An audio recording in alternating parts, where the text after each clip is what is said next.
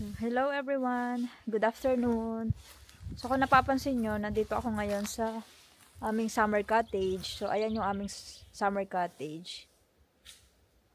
So, kaya kami nandito kasi magbabrush kami ng aming front yard. Sobrang dami kasing laglag na dahon from last autumn. So, walang tatanggal ito, kaya kami magtatanggal. Magbabrush. So, ayan oh. Sobrang dami. Simula yan doon, paikot. Dito. Hanggang sa likod. So, ayan. Dito ngayon si Uncle. Nauna na siyang mag-brush. So, ayan yung gamit namin, haraba. Say hello. Hi. Nag-start na siya. So, ayan. Dalawa. Tag-isa kami ng haraba. So, yan. Marami-rami yung aming babrushin dito. So, papakita ko muna sa inyo ha. Yung, lightory dito. Or, yung pinaka lagayan ng bangka. So, wala pa dito yung bangka. Hindi pa nalalagay. So, low tide ngayon. Ayan o. So, hanggang dyan yung tubig. So, kalmado ngayon. Ayan. So, hindi pa masyadong fully melted yung lake. So, sa banda doon, mayroon pa mga ice. So, dito naman sa malapit, na siya? Melt na. Tunaw na yung yelo. Yan o, so, kung mapapansin nyo, yan yung mga itim-itim. Mga dahon yan. Laglag dito sa puno ng birch tree. Yan. Wala pa siyang tubo. Kasi spring pa lang ngayon. So, ayan. Ang sarap sana maligo kaso malamig pa yan. Hindi pa pwede liguan. Pwede naman maligo kung kaya ang lamig. Pero malamig talaga yan. So, hindi muna. At mahangin-hangin. Kaya, ang aming gagawin dito ay tanggal ng mga tuyong dahon. There is a lot of feather from the bird. Heuhenya? So, let's go. Simulan na natin. So, dito ko ilalagay yung camera. Ayan.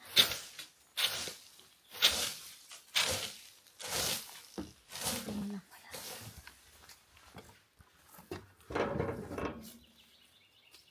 Ayan.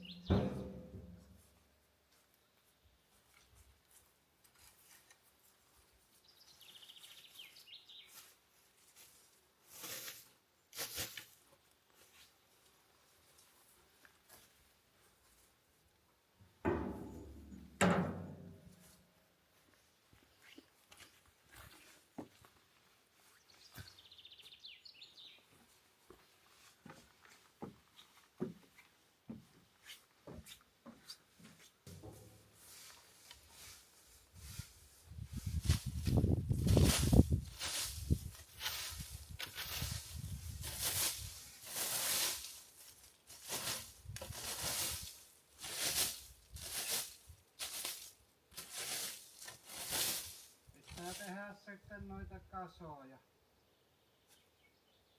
Mitä? Kasa. Häh? Kasa. Mikä se on? Vai. Okei. Niin voidaan sitten kato pistää ne Mihin? tuonne Minne? Heikka. kahvikäyrälle.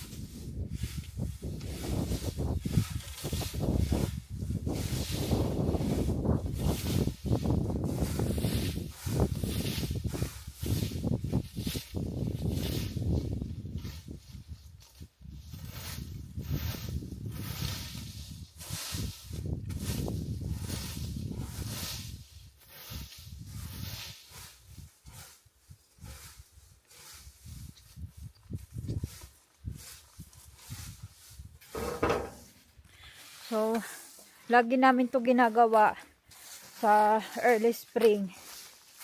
Kasi,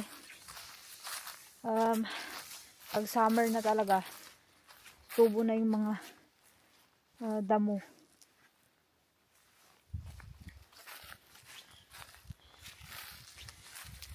Saan natin ito ilagay? Isip ako kung saan ko ilalagay yung camera.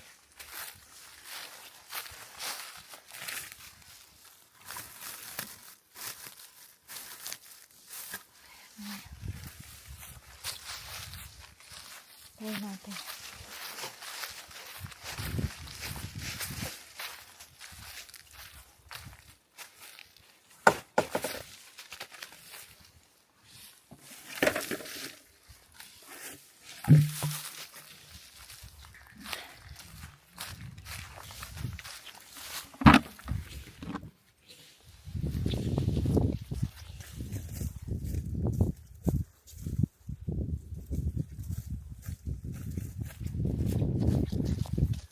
So, ayan. Nilipat ko lang yung camera.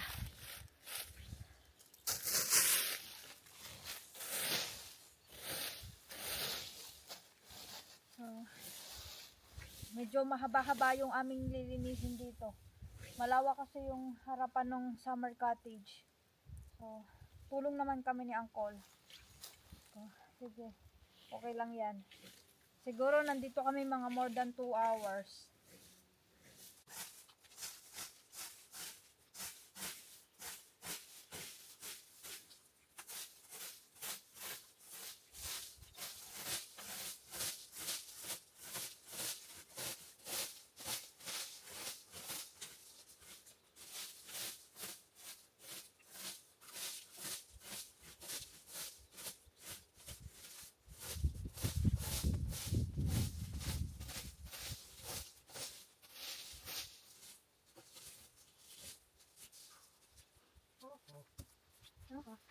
Sitten.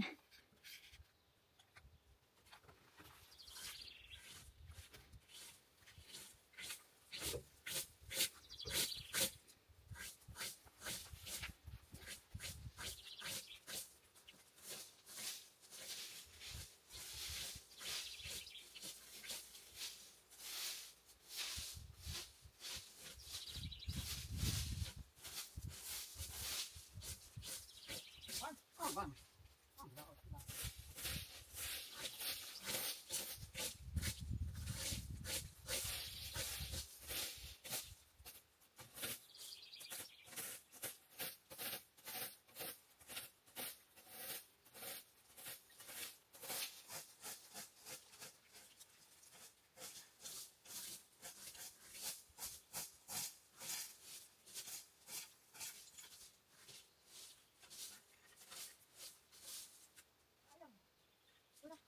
good.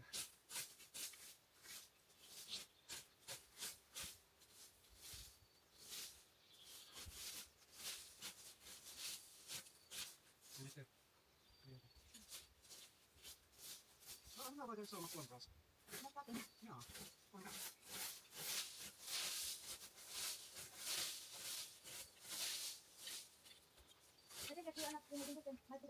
Niin, niin. Opitin vaikka. Mistä tarvitsen tuntis.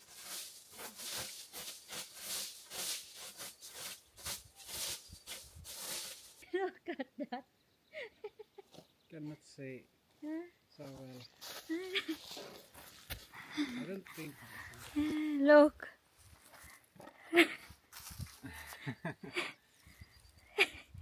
Okay, you try it.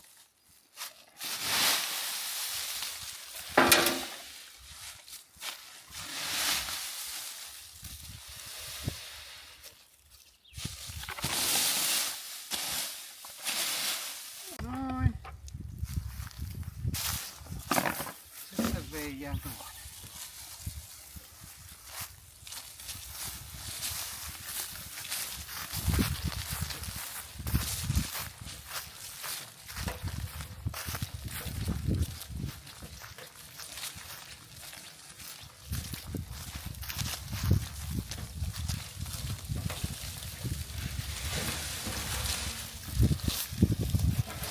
Nyt se jatkaa.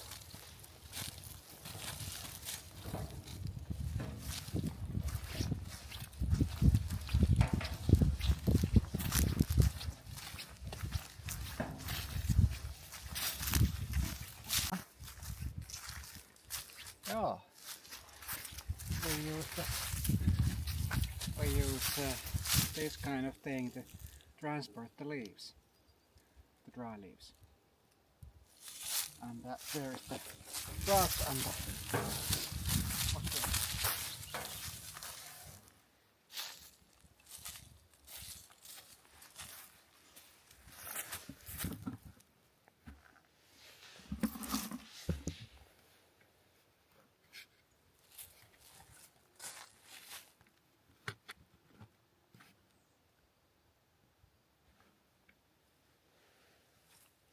Continue.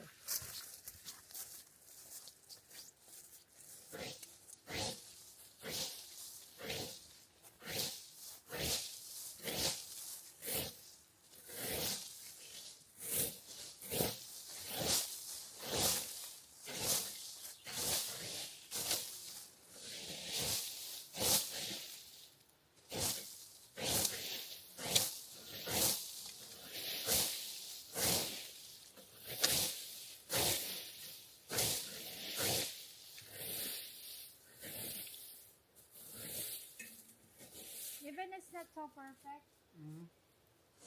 as long as the small of the place. The more of the leaves. Okay.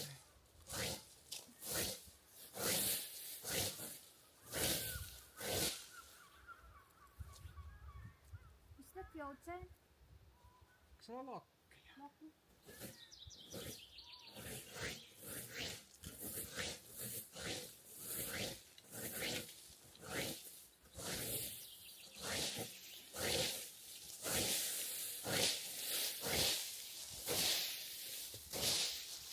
Okay. Saahan veden jo tästä.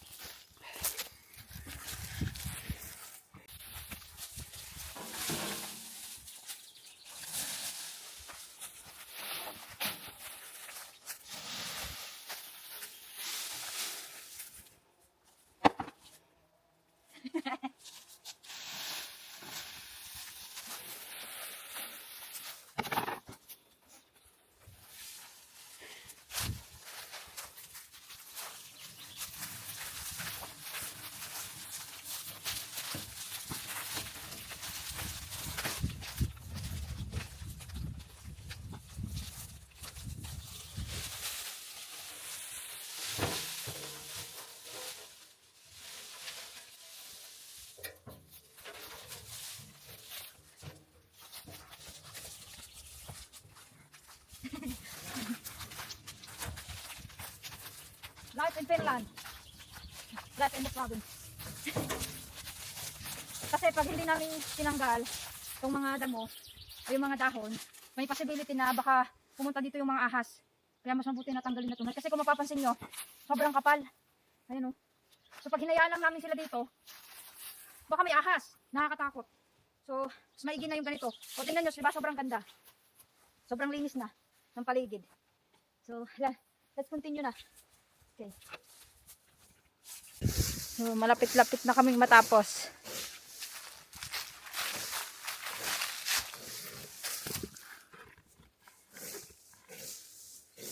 Lalagay ko muna yung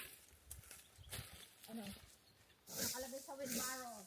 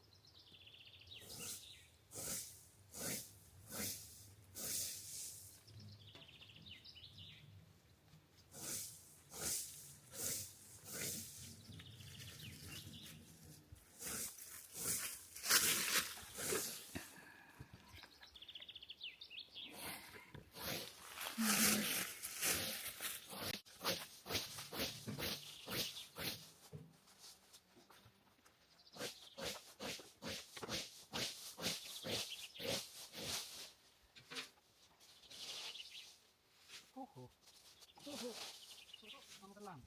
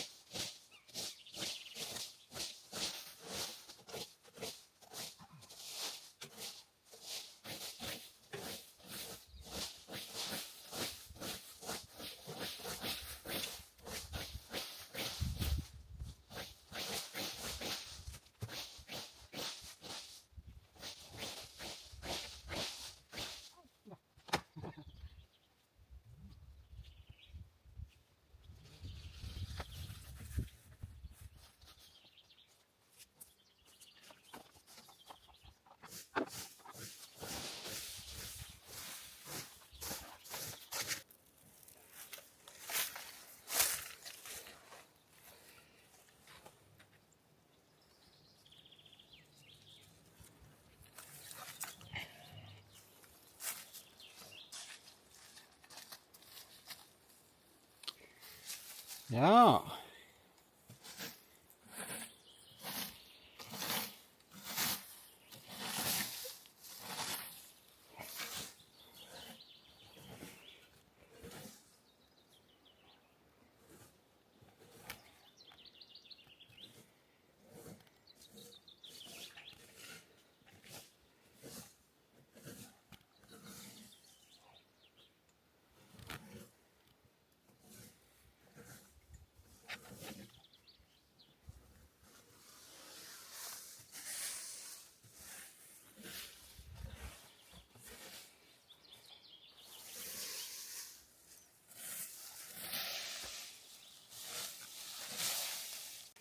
How's it going?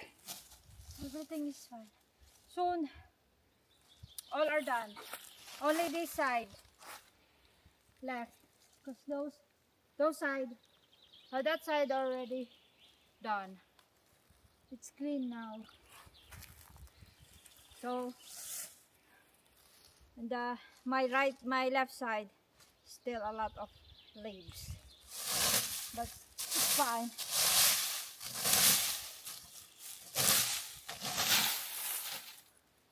We continue.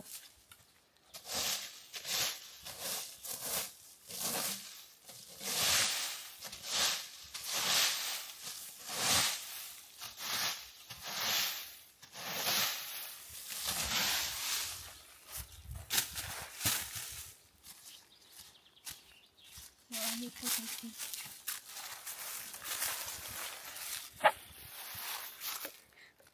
Welder. I'm the welder girl. So, like this.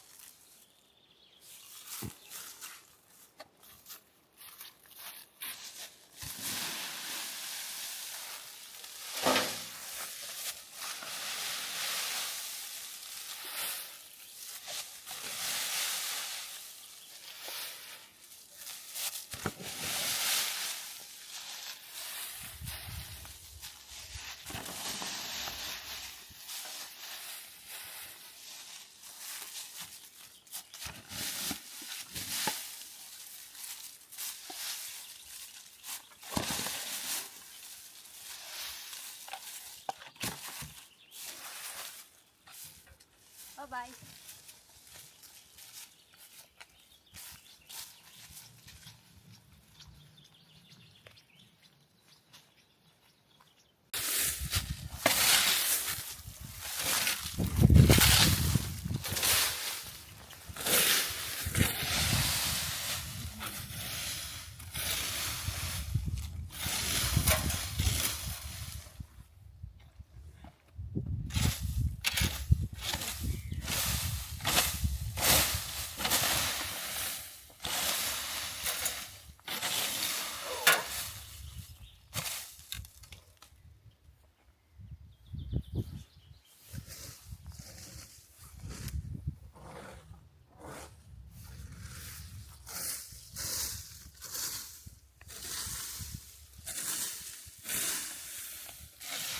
Ah, paljon.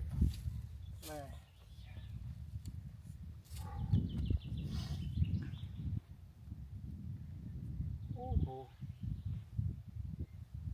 Patapos na kami, guys. Ang ganda ng panahon ngayon. Sunny day. Ano? Sunny day. Floating.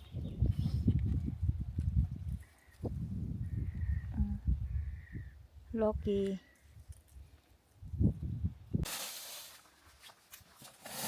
Malapit na po kaming matapos.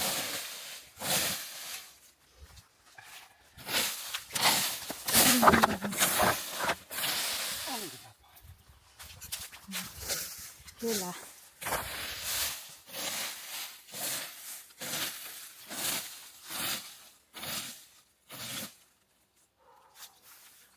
I think we can bring this away and use the brushes only there. Okay. So hanggang dito po ang aming paghaharaba. Dito. Tapos yan yung toilet dito sa summer cottage. So ayan, marami-rami pa dito. Pero malapit na pong matapos. Makakapagpahinga na po kami. Babalik na kami ng city center. Medyo malayo-layo kasi yung aming summer cottage sa bahay namin. It's about 18 kilometers from our place to here. Yes. So, ayan. Pero okay lang, meron naman sasakyan. Yan. Lake sa likod.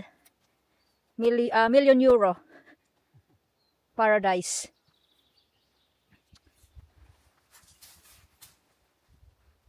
On se kiva kesällä. Yeah. On tosi.